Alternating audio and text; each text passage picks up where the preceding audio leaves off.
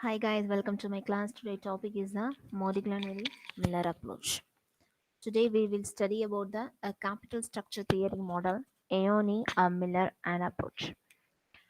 Modigliani and Miller approach to a capital theory devised in the 1915s advocates a capital structure irrelevant IT theory. It suggests that the valuation of the firm irrelevant to the capital structure of a company. Whether firm is highly leveraged or has a lower debt component has no bearing on its market value is rather than the market value of a firm dependent on the operating profits of the company. The fundamentals of a Modigliani and Miller approach resembles of the net operating income approach.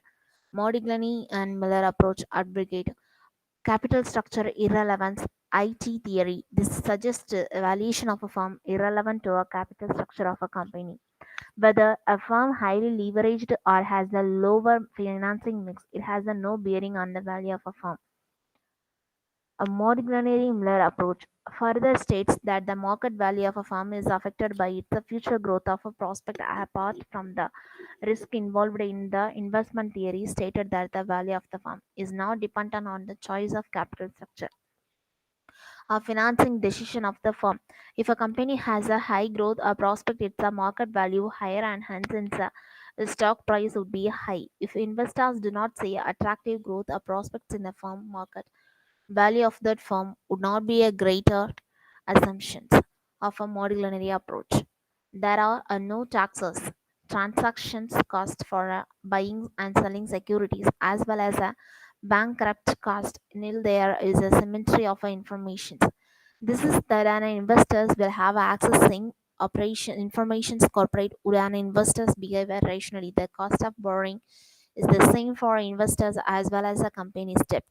Financing does not affect a company's EBIT. Modularly Miller approach indicates the value of a leveraged firm and firm which has a mix of debt and equity is the same as the value of non-leveraged firm. A firm which is wholly financed by a equity and operating the profits future prospects are same.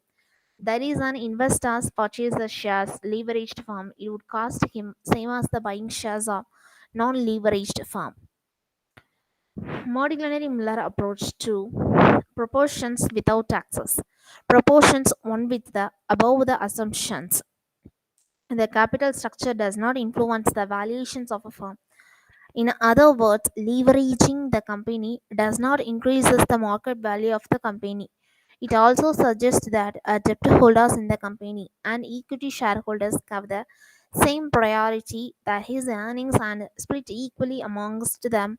Proportions to it says that a financial leverage is in direct proportions to the cost of equity. With an increases in debt component, the equity shareholders perceive the higher risk to the for a company, hence in return the shareholders expect a higher returns, thereby increasing the cost of equity. A key distinctions are the proportions to assumes the debt shareholders have upper hand as far as the claim on the earnings is concerned.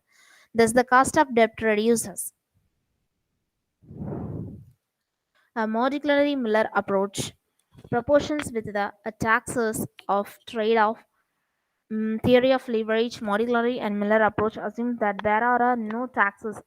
In the real world, this is the far from the truth. Most countries, if not all taxes of a company, this theory recognizes that tax benefits accrued interest payments.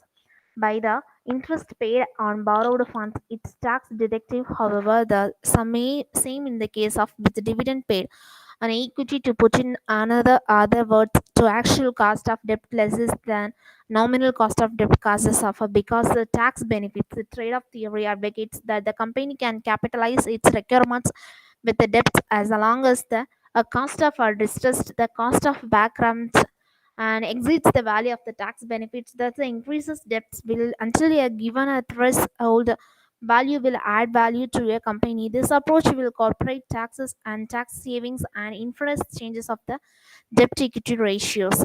Back weighted average cost of capital WAAC means the higher debt is lower than this is the Modigliani Miller approach. Is one of the modern approaches of a capital structure theory. Thank you.